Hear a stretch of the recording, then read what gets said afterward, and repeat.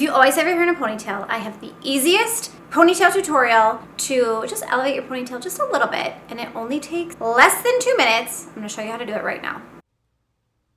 You want to first start by putting your hair half up. I oftentimes do this hairstyle on day 2 hair after I've styled my hair the day prior, so there's a tiny bit of curl to it.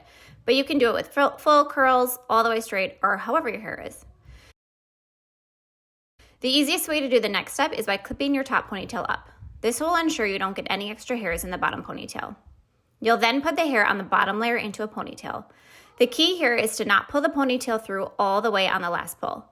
You'll only want to pull it through a very small amount, just enough to pull the top ponytail through the bottom, which is exactly what you'll do next.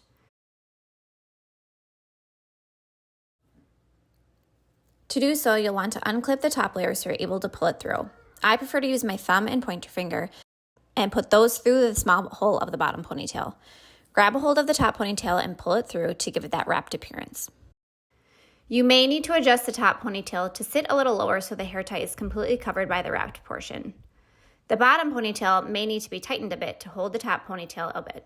But that's it. Super easy and perfect for elevating your go-to ponytail style a bit.